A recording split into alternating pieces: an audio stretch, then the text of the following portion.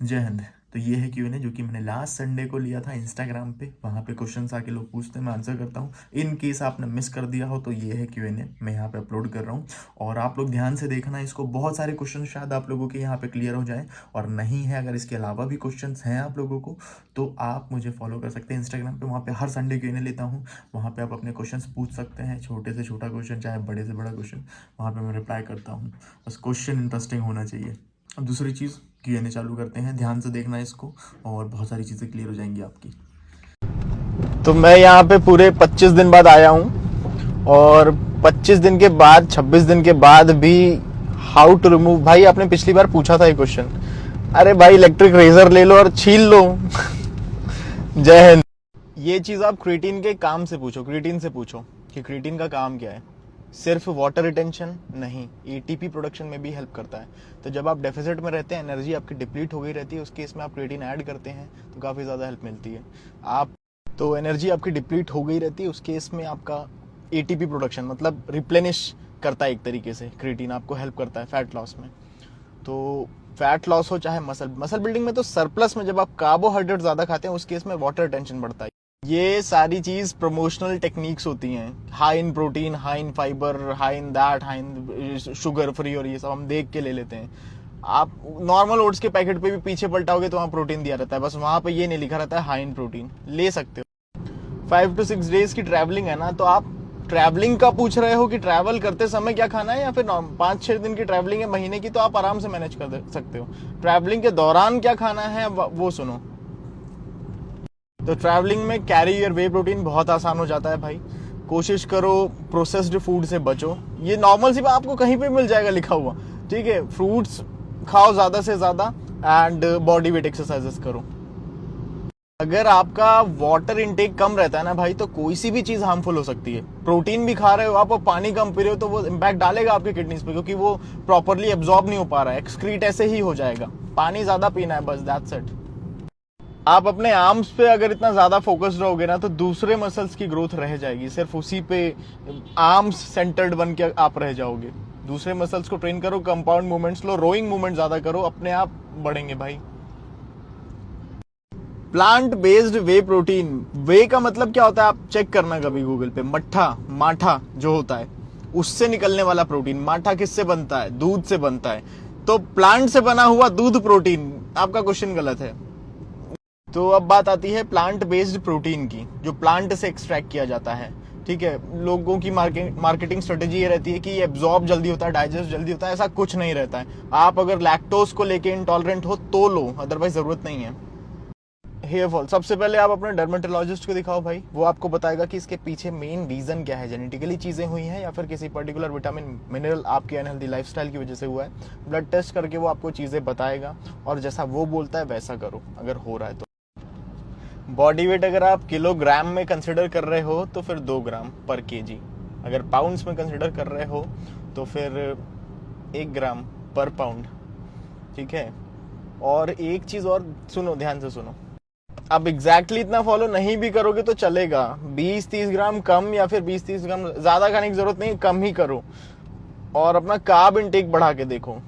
आपको एनर्जी चाहिए पुश करने के लिए, रिकवरी तो थोड़े से कम में भी हो जाएगी।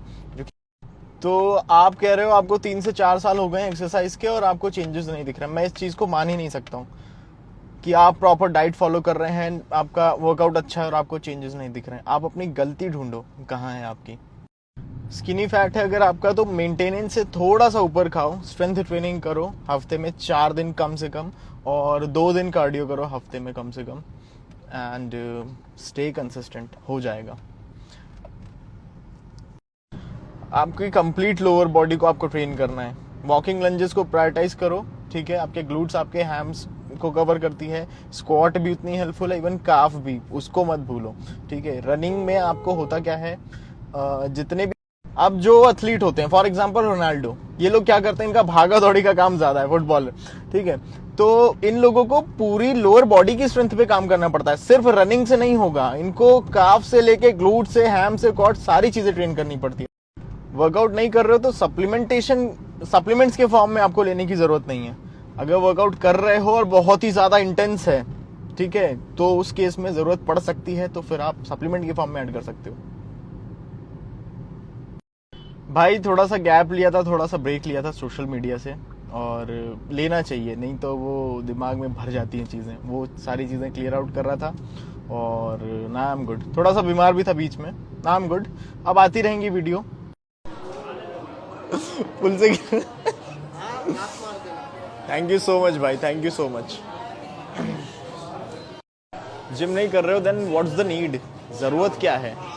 रनिंग करते हो बहुत ज़्यादा, या फिर कोई भी बहुत हाई इंटेंसिटी वाला दूसरा कोई वर्कआउट कर रहे हो क्या? सप्लीमेंट्स की ज़रूरत है क्या? खुद से क्वेश्चन पूछा करो ब्रदर, आसानी हो जाएगी बहुत। ये किसने कहा आपसे कि एकदम ज़ीरो साइड इफ़ेक्ट है उसके?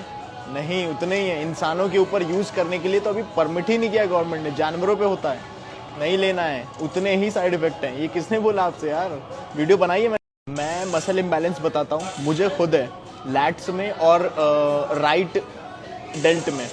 सबसे सही तरीका है शुरू से ही यूनिलेटरल एक्सरसाइजेज ऐड करो, जहाँ पे सिंगल पार्ट यूज होता है आपकी बॉडी का। आपको कभी मसल इम्बैलेंस हो, बहुत टफ है। मिलियंस में किसी एक के जेनेटिक्स होते हैं जो ऐसा कर पाते हैं, जैसे लैरी व्हील्स हो गया उसके केस में। स्टेरॉइड लेने के बाद भी लोग ये चीज़ नहीं कर पाते हैं, पता है। बट स्टिल आप ट्राई कर सकते हो, डिमोटिवेट नहीं करूँगा, गिव इट अ ट्राई, हो सकता है। आप लोग सिर्फ हाई प्रोटीन डाइट क्यों पूछते हो, हाई कार्ब क्यों नहीं पूछते हो? देखो कार्ब इंटेक ना, नॉनवेज छोड़ो, वेजिटेरियन डाइट से ही 100 ग्राम 120 ग्राम पूरा हो जाता है, और इससे ज़्यादा चाहिए भी नहीं अगर आप 70 किलो के भी हो तो भी, सच में। तो कार्ब इंटेक पूरा करने, carb intake if your goal is muscle building, वो डिपेंड करता है, गोल टू गोल वैरी करेगा। और अगर आपका गोल फैट लॉस है तो फिर उसके अकॉर्डिंग आपको चीज़ें बैलेंस करनी, लेकिन प्रोटीन 100-120 ग्राम इससे ज़्यादा चाहिए नहीं। आप क्या 80-90 किलो के हो क्या? लेग डे में आपका एनर्जी एक्सपेंडिचर बढ़ जाता है, तो क्रैम्स आना आम सी बात है, क्योंकि इलेक्ट्रोलाइट्स बहुत जल्दी डिप्लीट होते हैं बॉडी से, ठीक है। तो प्री वर्कआउट मील अच्छी खासी हाई प्रोटीन हाई कार्ब वाली लेके जाया करो 2 घंटे पहले, या फिर प्री वर्कआउट और नहीं पी पा रहे हो तो फिर उस केस में प्री वर्कआउट सप्लीमेंट ऐड करो, क्योंकि करना पड़ेगा। कुछ लोग जल्दी जिम जाते हैं तो वो सुबह 4 बजे उठ के तो ओट मील ले नहीं सकते, तो उस केस में आप कोई ऐसा सप्लीमेंट ऐड करो जिसमें इलेक्ट्रोलाइट हो, मिले आपको, दैट्स इट। भाई कभी भी आ जाओ, मैं यहीं हूँ, अवेलेबल हूँ, कहीं कभी भी आओ, मुझे मैसेज कर दो, मैं मिलने आ जाऊँगा, ठीक है। मैं कोई सेलिब्रिटी नहीं हूँ, इतना मत चढ़ाओ यार। मीटअप कब होगा?